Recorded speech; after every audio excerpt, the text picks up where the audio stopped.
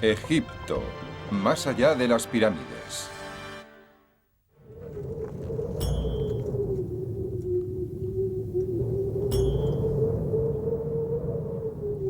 «35 siglos antes de nuestra era y 2500 años antes de los profetas del Antiguo Testamento, los egipcios ya reflexionaban sobre el tema más profundo y desconcertante de la existencia humana.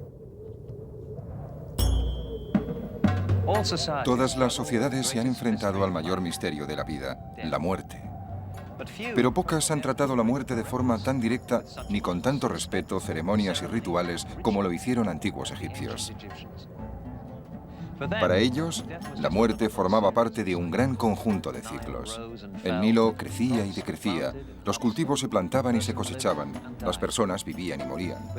Pero si uno se hallaba bien preparado, el ciclo más importante empezaba después de la muerte.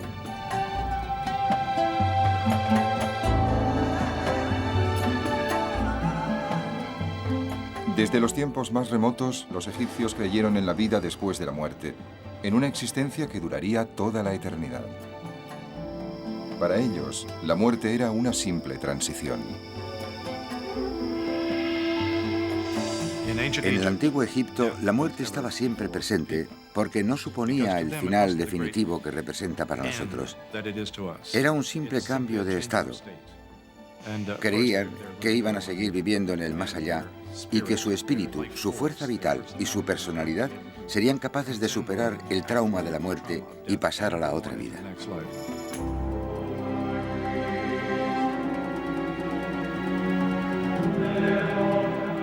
El concepto egipcio de la vida eterna era distinto del de las culturas cristianas de los siglos posteriores. Los egipcios no esperaban una vida mejor ni un paraíso celestial después de la muerte. Simplemente querían una continuidad de la vida que conocían y amaban en la tierra. La sociedad egipcia gastaba muchas energías en los rituales de la muerte. Estudiando sus antiguos ritos, los arqueólogos pretenden averiguar no solo cómo moría la gente, sino también saber más cosas sobre cómo vivían.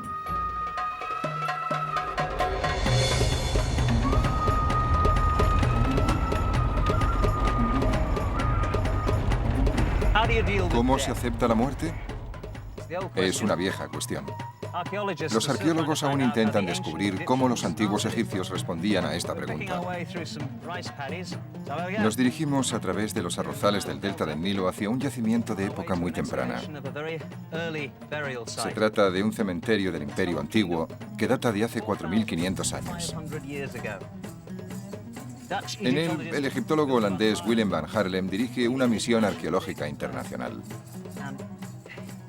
Si no se nos rompe un eje por el camino, pronto estaremos allí.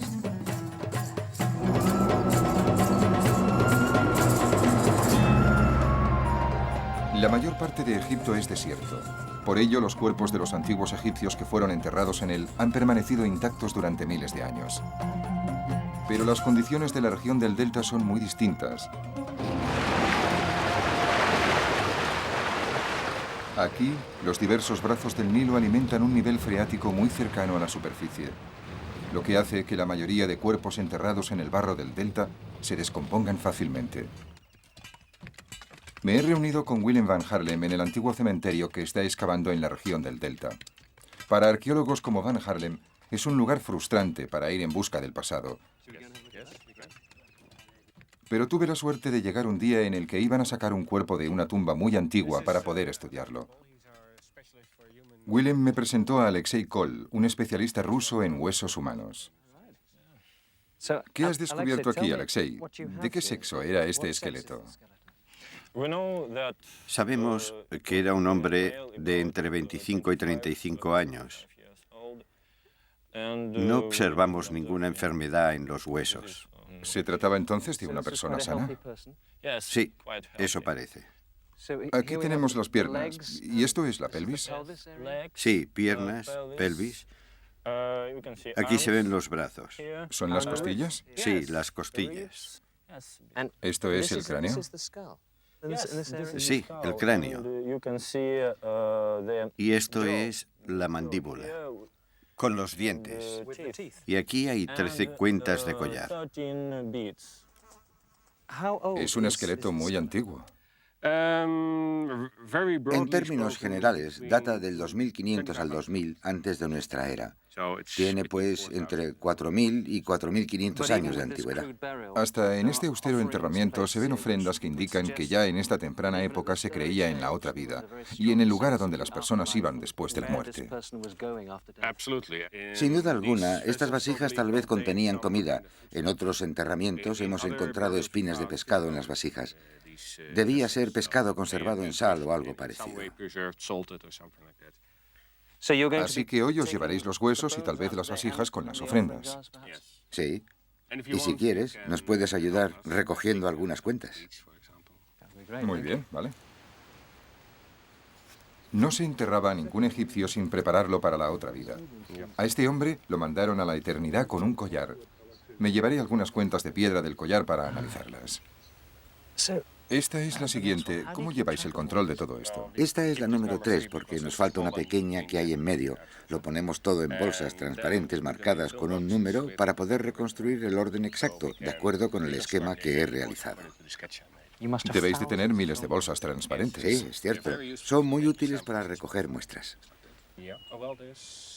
Por mucho que Van Harlem y su equipo averigüen acerca de este hombre de 4000 años de antigüedad, hay muchas cosas que jamás conoceremos. ¿Cómo se llamaba? ¿Qué hacía para ganarse la vida? ¿Tenía familia? Pero sí podemos estar seguros de que esperaba encontrar el camino hacia la vida eterna. Partir del mundo de los vivos hacia el tiempo eterno de los muertos no era automático.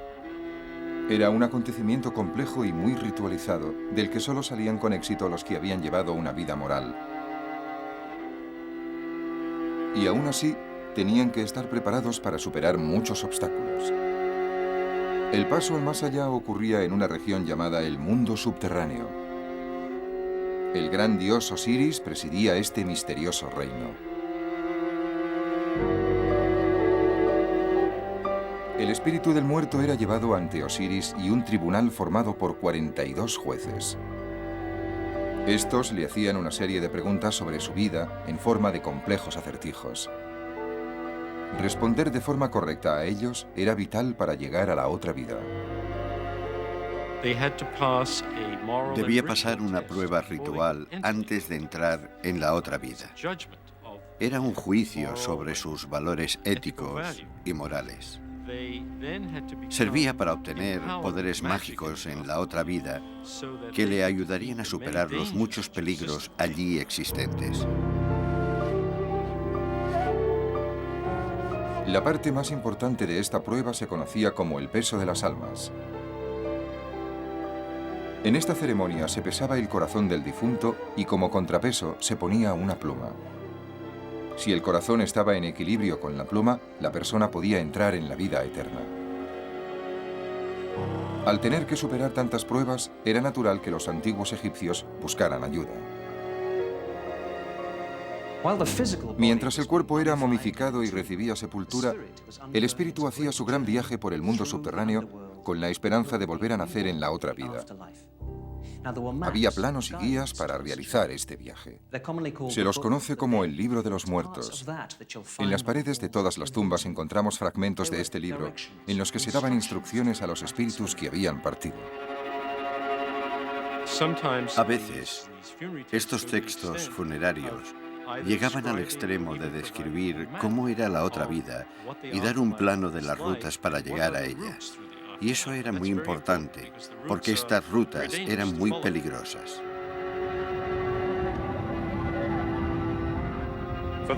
A los que no conseguían pasar la difícil prueba de entrar en la otra vida, les esperaba la mayor de las pesadillas para un egipcio.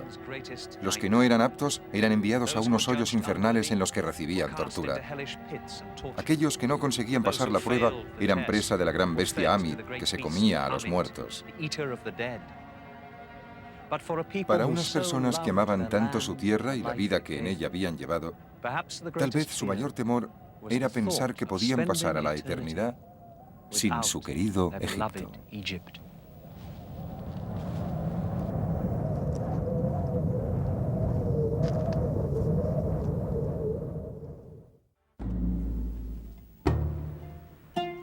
Se llamaba Masajarta, fue general del ejército, gran sacerdote de Amón-Re y uno de los hijos del faraón Pinediem I. Sufría terribles dolores de cabeza. Se conservan las cartas que escribía a su médico pidiéndole algún remedio. Y aunque no encontró ninguno que le aliviase, vivió hasta la relativamente avanzada edad de 52 años. A pesar de todos los detalles que conocemos sobre su vida, para los visitantes del museo es solo una momia. Desde los griegos y los romanos hasta los guionistas de Hollywood, ningún otro aspecto de la vida egipcia ha fascinado tanto al mundo como la momificación. Y aquí tenemos un ejemplo muy claro, lo que significa que por lo que concierne a Masajarta, aún está vivo.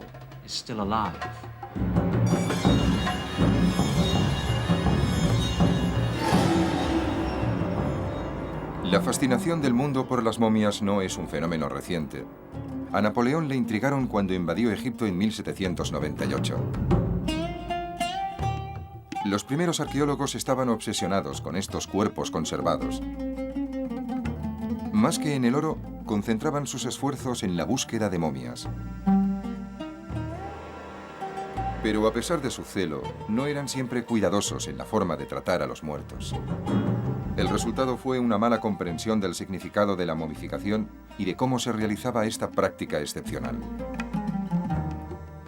Los antiguos egipcios creían que nuestro amigo Masajarta podía seguir viviendo después de la muerte solo si se conservaba su cuerpo.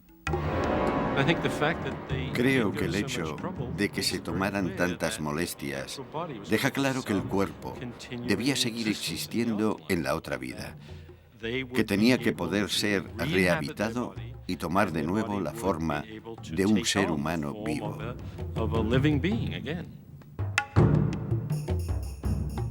Era fundamental que el espíritu de la persona muerta pudiera encontrar su cuerpo, que constituía la base o el hogar del espíritu. Por eso, el cuerpo tenía que mantenerse tan reconocible como fuera posible. En los primeros tiempos de la civilización egipcia, la conservación del cuerpo era muy sencilla. Simplemente se enterraba a los muertos en unas fosas poco profundas. La arena caliente del desierto aseguraba que los tejidos del cuerpo se secaran antes de que el cuerpo se pudriera. Pero a medida que Egipto se sofisticaba, los egipcios empezaron a querer un lugar de reposo que fuera algo más que una fosa en la arena.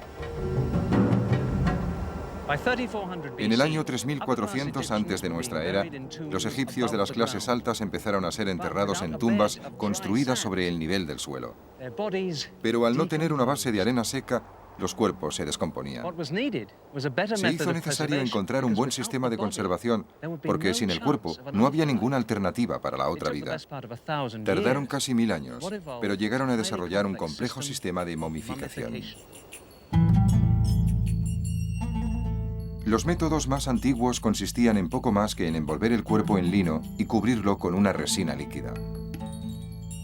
Pero a medida que pasaba el tiempo, los egipcios se dieron cuenta de que, al igual que sucedía en los demás organismos, los órganos internos del cuerpo humano eran los primeros en descomponerse. Durante la Cuarta Dinastía, hacia el año 2600 antes de nuestra era, empezaron a extraerlos, creando así auténticas momias. Progresivamente el proceso se fue haciendo más complejo hasta que llegó a su punto culminante en tiempos del Imperio Nuevo, hacia el año 1500 antes de nuestra era. La momificación se iniciaba con la evisceración. El cerebro se sacaba en trozos pequeños por la nariz.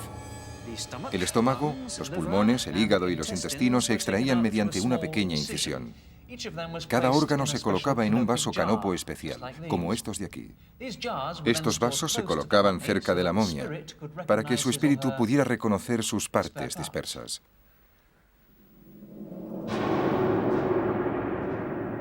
No se momificaba todo el mundo de la misma forma. Al igual que al comprador de un coche se le ofrecen asientos de piel o de tela, las familias de los muertos del antiguo Egipto podían escoger el tipo de momificación que querían. Tanto las clases altas como las más bajas deseaban conservar de la mejor manera posible los cuerpos de sus muertos, pero esto era sin duda una cuestión económica. Las clases inferiores no podían permitirse una momificación muy minuciosa. Había distintos niveles de momificación, los mejores de los cuales solo podían permitírselos las clases altas. Pero en este grupo también habían formas más baratas y más caras de realizar el proceso. Obviamente, el faraón tendría el mejor de los procesos posibles. Para el cuerpo del faraón, el acto de momificación constituía un minucioso proceso que duraba 40 días. Se utilizaban las sustancias más valiosas para untar su cuerpo. Las resinas de pino y de enebro procedían del actual Líbano.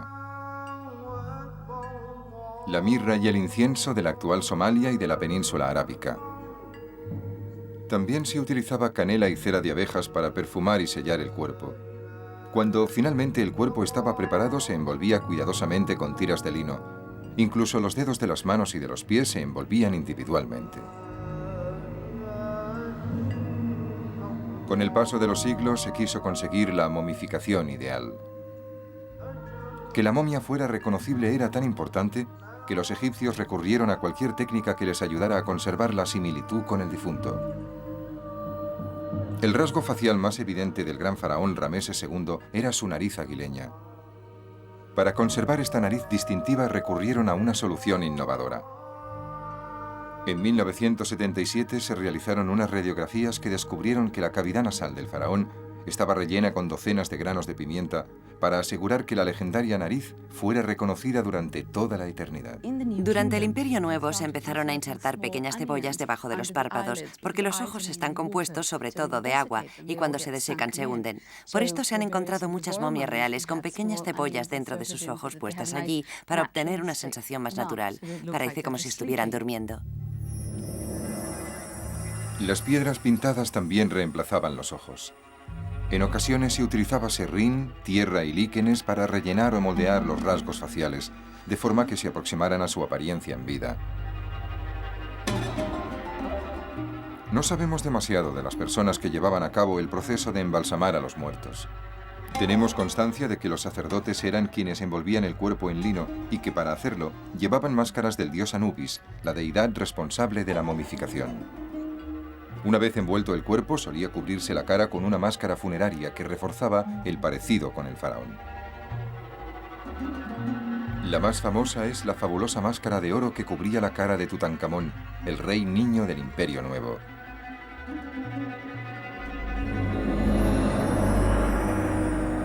Casi todos los expertos coinciden en afirmar que cuando los romanos ocuparon Egipto en el siglo I antes de nuestra era, los niveles de momificación habían cambiado. A pesar de que seguía siendo una práctica de importancia vital para los egipcios, la calidad del trabajo de los embalsamadores había disminuido. Hay historias arqueológicas terroríficas, como la de desenvolver lo que parecía una momia perfectamente normal y descubrir que estaba formada con partes de distintos cuerpos que se habían colocado juntos y que la familia había identificado como el señor X o la señora Y. Ese cuerpo se entregaba para ser enterrado. Parece ser que el proceso de momificación no era a veces muy meticuloso. Lo que nunca cambió fue la creencia de que la momia debía parecerse al difunto. Estos maravillosos retratos del muerto se pintaban en tablas y se ponían encima de la cara de las momias. Son de estilo romano, pero muestran caras de egipcios. Miran fijamente al tiempo, con la esperanza de que se les conceda el deseo de pasar la eternidad con los dioses.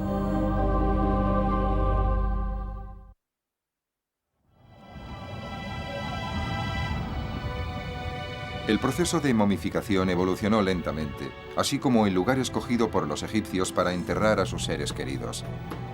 Los primeros egipcios eran enterrados en la arena.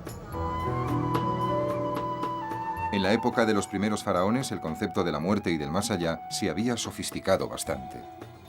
Por eso los egipcios empezaron a buscar mejores sistemas para enterrar a los muertos. Hacia el año 3000 antes de nuestra era, la actitud de los egipcios acerca del lugar donde enterrar a los difuntos empezó a cambiar. Las simples fosas en el desierto dejaron de considerarse adecuadas. Se necesitaba una casa más duradera y sólida para los muertos. Una estructura con espacio para todas las cosas que el muerto necesitara en su viaje hacia la otra vida. Y un espacio para las ofrendas y la comida para que se alimentara. El tipo de tumba que se empezó a construir se llamaba mastaba. Al principio se trataba de una simple estructura rectangular con una única sala funeraria. las agrupaciones de mastabas se convertirían en ciudades de los muertos. A medida que las prácticas funerarias se fueron haciendo más complejas, las mastabas también evolucionaron. Los egipcios creían que mientras se honrara al muerto y se repitiera su nombre, esa persona permanecería viva. En consecuencia, se añadieron salas adyacentes a las mastabas, donde los amigos y los familiares podían rendir homenaje al difunto y rezar en su nombre. Para los egipcios, el espíritu del muerto a menudo regresaba al cuerpo para descansar y comer. Por eso dejaban comida, agua y hasta vino en la mastaba, para que el difunto pudiera disfrutar de ello. En la meseta de Giza se construyeron cientos de mastabas. A nuestro alrededor están enterrados altos cargos y miembros del séquito de los faraones. La mayoría de las tumbas fueron excavadas en la década de 1930, pero algunas han permanecido escondidas. La doctora Ann Roth, de la Universidad de Howard, está al frente de un equipo que explora este gran campo de mastabas. Intenta encontrar las tumbas perdidas y descubrir más detalles sobre las prácticas funerarias del Imperio Antiguo. Las mastabas se construyeron en el Imperio Antiguo e incluso en épocas más tempranas como una especie de montículo artificial que cubría el cuerpo del difunto. Ahora regresamos a algunas tumbas que se excavaron al final de la década de 1930. En un estudio más exhaustivo, nos gustaría poder seguir el rastro de aquellos que las construyeron, de las personas a las que pertenecieron y de quienes trabajaron aquí, como los sacerdotes, y reconstruir de este modo la vida del cementerio. ¿Esta es una de las mastabas que se vuelve a excavar? No, esa no, es aquella de ahí. Brad tardó un par de días para descubrir que esta mastaba se había desplomado encima de esta otra. Cuando empezó a limpiar la superficie que ahora presenta la mastaba, encontró una sala funeraria y luego otra. En realidad esto es bastante insólito porque no parece que tengan ningún hueco encima. Aún no sabemos cómo entraban en ellas. Quizás enterraron primero los cuerpos en esta y luego construyeron la otra mastaba encima. Has estado muy ocupado, Brad. Dime qué has descubierto. Cuando abrimos la sala, encontramos la parte superior de un cráneo. Por ello supimos que aquí se había celebrado un enterramiento. Parece que era una mujer bastante joven, de unos 18 años. Podemos decirlo porque los huesos no están completamente fusionados. A medida que crecemos, los huesos cambian. Este enterramiento es solo uno de los dos que creemos que hay en la tumba. Mientras buscábamos el hueco de entrada, encontramos el segundo. Creo que estás a punto de abrirlo, ¿no? Efectivamente, esta parte está ya parcialmente excavada, pero en este otro lado es probable que encontremos un enterramiento completo. Es extraordinario. ¿Puedo mirar? Allison, tenemos otro cuerpo. ¿Ves algo allá abajo? Veo un cráneo y también una tibia o un hueso de la pierna. Sí, es un hueso de la pierna. ¿Qué vas a hacer para extraer este esqueleto? Tendré que quitarle el polvo y procurar hacerlo con cuidado para no mover los huesos. El problema de estas tumbas es que son muy pequeñas. Parece que no está intacta. Seguro que no lo está. Posiblemente es una mujer. Los huesos son bastante pequeños. Sin duda es adulta. Muy bien, tendremos que excavar y descubrir quién era. Esto es fantástico. Tenemos otro cuerpo.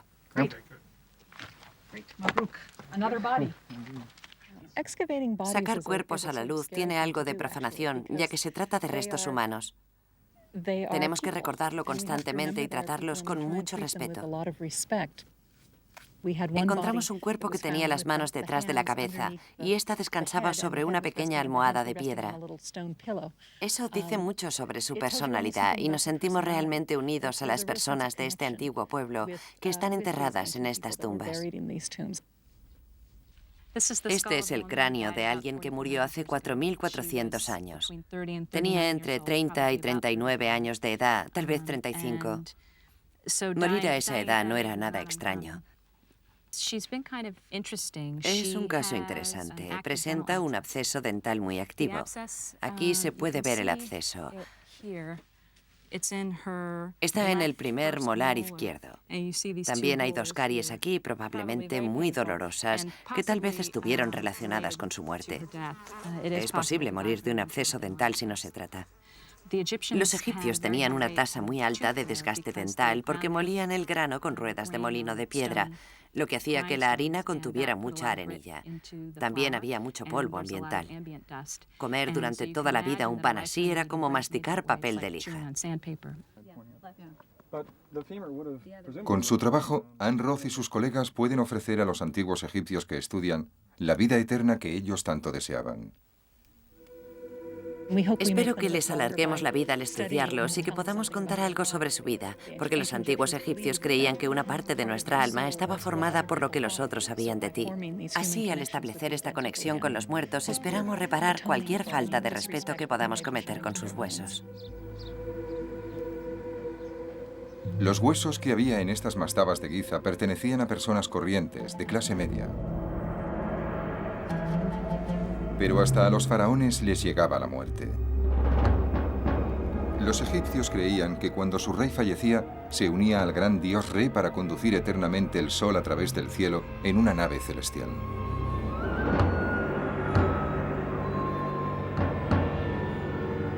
Con el fin de asegurarse de que los faraones tenían una nave a su disposición para realizar este viaje tan importante, a veces enterraban barcas como esta cerca de las tumbas reales. A primera vista, parece poco probable encontrar una barca real en este lugar, y mucho menos una flota. Estos grandes muros son casi todo lo que queda de un gran complejo de templos funerarios. Se construyeron en el desierto, cerca de la antigua ciudad de Abido, para honrar a los reyes muertos que gobernaron Egipto hace casi 5000 años. En 1991, el doctor David O'Connor, del Instituto de Bellas Artes de la Universidad de Nueva York, hizo un descubrimiento desconcertante. Encontró la primera de una serie de barcas enterradas en el exterior de estos muros. Cuando llegué, se estaban realizando nuevos descubrimientos. Matthew Adams, el director asociado del proyecto, nos ha contado cómo se descubrieron estas antiguas barcas. Al trabajar en esta zona nos dimos cuenta de que había unos muros poco habituales que asomaban por encima de la arena. Os los voy a mostrar. Sí, se ven perfectamente.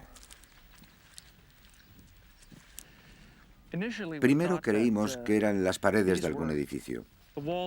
Pueden verse los ladrillos de adobe y restos del yeso que los cubría, pero tenían una forma muy poco habitual en su extremo. Aquí podemos ver una esquina y el canto es redondo, curvado. ¿Cuál fue la explicación de este misterio? La explicación del misterio es que estos muros se construyeron para contener unas naves de madera. Las barcas se colocaban sobre un pequeño surco y se cubrían de ladrillos desde el exterior. Todas las que hay en el interior de estas estructuras están llenas de ladrillos de adobe. Después, el conjunto se cubría con una capa de yeso. ¿Y están todavía allí? Sí, hay unas barcas de madera en el interior de estas estructuras. ¿Qué es esta roca?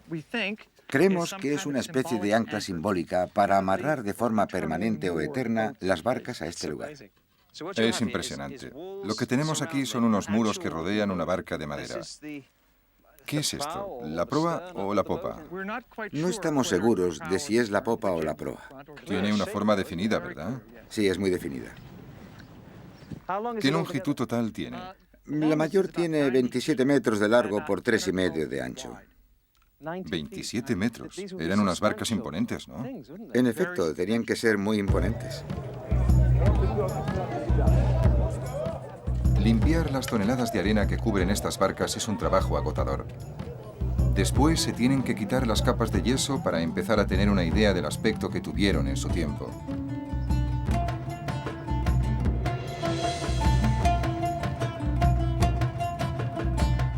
Cuando se quite la arena, será posible descubrir las tablas de madera de estas largas y estrechas naves que se colocaron aquí hace 5000 años.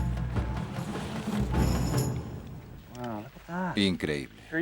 Desde aquí se pueden ver las tablas longitudinales que formaban la barca. Vemos los espacios entre ellas. Estas tablas parecen bastante gruesas. Es cierto, tienen 7 centímetros de grosor. Aún no sabemos su longitud. No hemos excavado lo suficiente. ¿De qué madera se trata? Parece madera de cedro del actual Líbano. A 1600 kilómetros de distancia. Así es. Por la forma, esto sería la base del casco. ¿Qué es eso de ahí? Es madera encontrada a los lados de la barca que podría haberse traído aquí para colocar en lo alto de la obra de ladrillo. ¿Y estos agujeros los han hecho los insectos? No, estos agujeros se hicieron cuando se construyó la barca para sujetar los cabos que unían las tablas. Se pasaban por aquí. Aquí hay otro, aquí hay otro y allí hay otro. ¿Qué haces exactamente aquí, Debbie? ¿Qué utilizas para conservar la madera? Cuando la madera sale a la luz, la reforzamos inmediatamente con una resina acrílica. Esto evita que se descomponga o que se seque aún más. ¿Y qué hay en este lado? Aquí tenemos pigmentos amarillos. Los hay por todas partes. ¿Se trata de una barca pintada, como las que vemos en los relieves de las tumbas? Exactamente. ¿Y qué hacéis con todo esto? Bueno, cuando terminemos de reforzar la madera, intentaremos sacar todas las piezas, una por una, y realizar un estudio más minucioso. ¿Pero no hay 12 barcas? Así es, de momento trabajamos en esta durante muchos años. Creímos que solo había 12, pero nos llevamos una sorpresa hace unos pocos días. Te lo voy a enseñar. Sabíais que había 12 barcas. Sí, detrás de ti está la número 12. Hasta hace 2 días habría jurado que solo había 12. Pero en la excavación de esta temporada apareció esta línea de obra de ladrillo. Se trata de la barca número 13. Entonces podría haber muchos más. ¿Podría haber cientos de barcas enterradas por todo el desierto? Es posible. Tenemos un complejo naval muy antiguo, ¿no? Tenemos una flota real amarrada en pleno desierto. Aún es posible descubrir secretos en Egipto. Poco después de ir Mediavido, se encontró la barca 14ª. Son las naves más antiguas del mundo.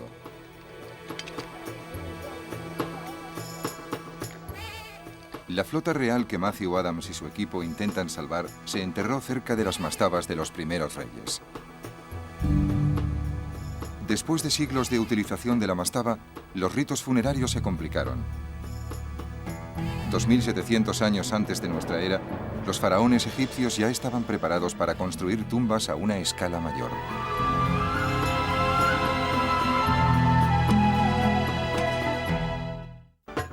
Durante siglos la mastaba había cubierto las necesidades de los muertos, pero a medida que el imperio antiguo avanzaba, Egipto llegaba a su momento de mayor prosperidad. Entonces los faraones necesitaron algo más, no solo una tumba, sino un monumento dedicado a su propia grandeza.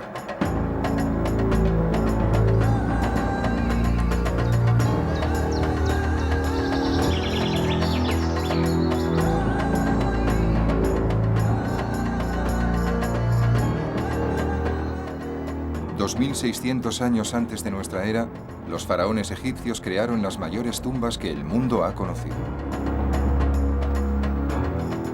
La mayor está formada por casi 2,5 millones de bloques de caliza, cada uno de los cuales pesa 2,5 toneladas. Las pirámides se empezaron a construir durante el Imperio Antiguo y fueron el lugar de descanso final para los faraones durante unos 9 siglos. Sin embargo, levantar estos grandes mausoleos requería contar con muchísimos recursos.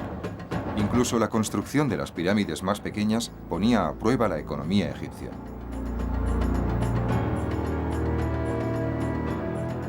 Y aunque se enterrara a los faraones en el corazón de las pirámides, sus tumbas no eran lugares seguros a causa de los ladrones que saqueaban con éxito sus restos.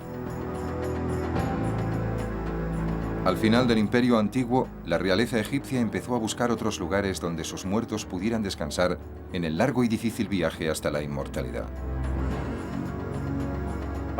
En los inicios del Imperio Nuevo, alrededor del año 1570 antes de nuestra era, hubo un cambio en las prácticas religiosas. Al mismo tiempo quedó claro que tanto las mastabas como las grandes pirámides no estaban a salvo de los saqueos de los ladrones de tumbas. Por eso los gobernantes de Egipto buscaron un lugar más seguro para las tumbas de los faraones. Y eligieron este árido valle cerca de Tebas. Traerían hasta aquí los cuerpos de los faraones para que iniciaran la vida eterna. Este lugar se conoce actualmente como el Valle de los Reyes. El gran aislamiento de este valle parecía ofrecer la necesaria protección. Habitualmente, la construcción de la tumba del faraón se iniciaba inmediatamente después de que accediera al trono. Primero, unos obreros excavaban grandes salas en las montañas de piedra caliza. Otros cubrían las paredes con relieves y pinturas. Y otros transcribían en las tumbas los textos adecuados para asegurar que el rey superara el viaje por el mundo subterráneo. Los textos antiguos dicen que cuando tenía lugar la muerte del rey, se añadían a la tumba elaborados adornos y decoraciones finales hechos a toda prisa.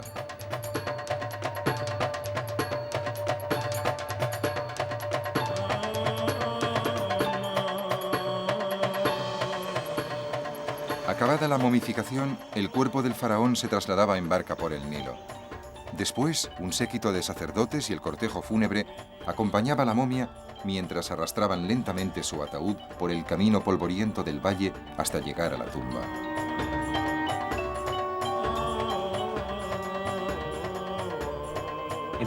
Los rituales y ceremonias de traslado del cuerpo momificado del faraón desde las orillas del Nilo hasta aquí, la entrada de la tumba, duraban varios días. Desde el día en que moría el faraón, había una actividad frenética para preparar este lugar. Por último, empezaría el acto final de la vida del rey. El olor a incienso y el sonido de los salmos llenaban el aire. Los sacerdotes encabezaban la procesión en el interior de la tumba, seguidos por el séquito fúnebre de la familia real.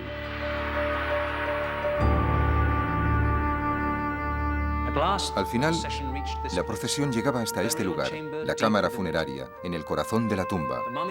La momia era introducida en el sarcófago. Se salmodiaban las últimas oraciones rituales y se ponía en su sitio la pesada tapa. El séquito fúnebre regresaba a la tierra de los vivos y se dejaba al faraón en su nueva casa de la otra vida.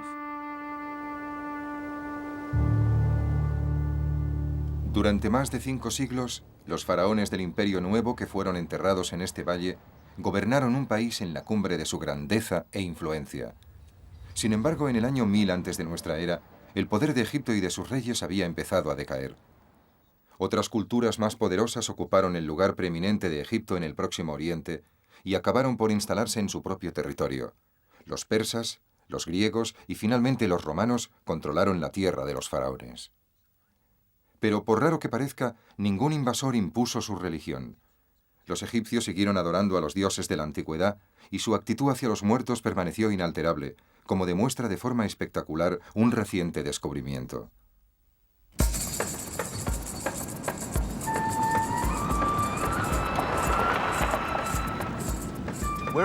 Estamos en el mayor desierto del oeste de Egipto, a 300 kilómetros del Cairo. No es un lugar para tener un pinchazo.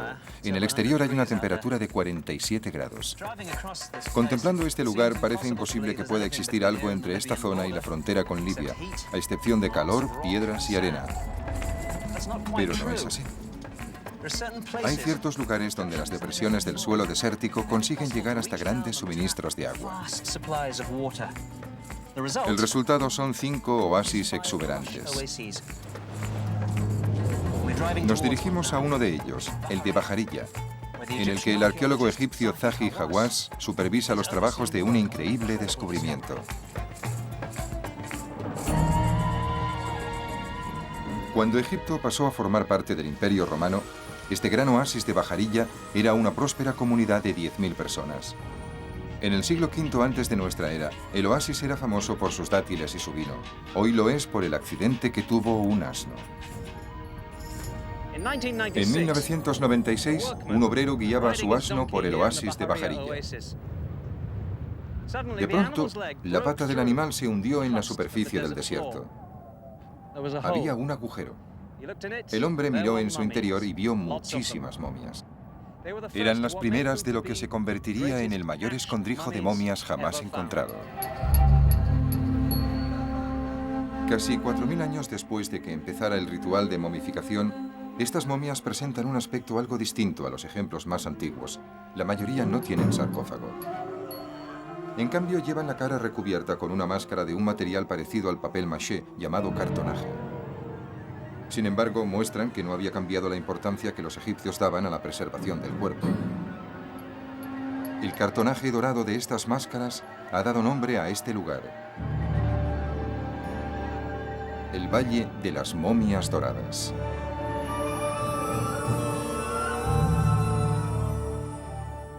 El doctor Zahi Hawass, del Consejo Superior Egipcio de Antigüedades, está al frente de la excavación de estas tumbas.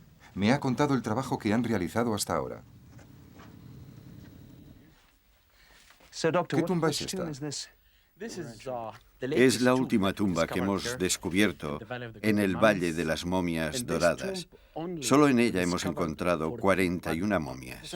Es extraordinario. Jamás he visto tantas momias juntas. Lo interesante de las momias halladas aquí es que las hay de 3 tipos distintos. Esta de aquí tiene la cara cubierta de oro, mientras que esa otra solo está envuelta con lino. Tienen una forma muy bella. Sí.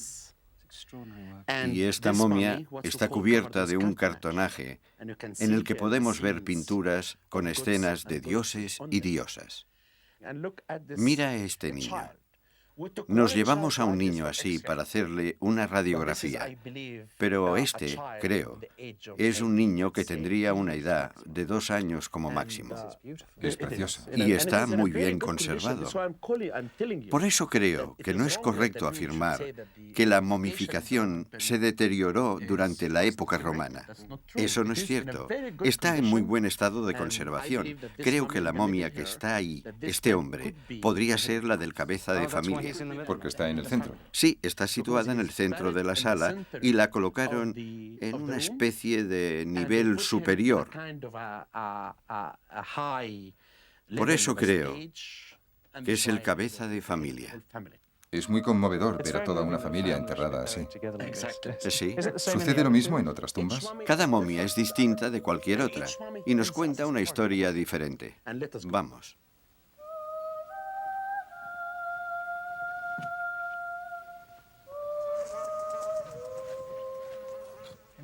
Entramos en otra tumba. ¿Cuántas momias han encontrado hasta ahora? Hasta este momento, contando todas las tumbas, hemos encontrado 207 momias. En esta sección, si miramos bien esta momia, veremos los ojos incrustados. Es excepcional. Es muy bonita con el oro y el cartonaje. ¿Se trataba de una persona rica? Si la momia tenía oro, es que la persona era rica. Y esto es yeso, ¿no? Sí, me parece que es la de una novia. Murió antes de casarse y creo que su familia le puso maquillaje en los labios y en las mejillas para que pudiera casarse en la otra vida. ¿Y cuántas tumbas más como esta cree que encontrará? Creo que pasaré el resto de mi vida excavando, descubriendo los secretos de las tumbas y muchas historias sobre la vida de estas personas. Ya he dicho muchas veces que al menos descubriremos 10.000 momias. Por eso le llamo el Valle de las Momias Doradas. Es fácil pensar que la momificación solo afectaba a los grandes faraones. Sus tumbas han llamado mucho la atención y han costado mucho esfuerzo a los arqueólogos. Pero en las tumbas de Bajarilla no hay miembros de la realeza, sino personas corrientes. Un padre enterrado con su hijo sobre el pecho. Una mujer que mira la momia del hombre al que amó. Todo esto nos recuerda que los ciudadanos medios del antiguo Egipto también intentaban engañar a la muerte y evitar la corrupción del cuerpo. Durante casi 4.000 años, la momificación formó parte importante de la vida familiar egipcia.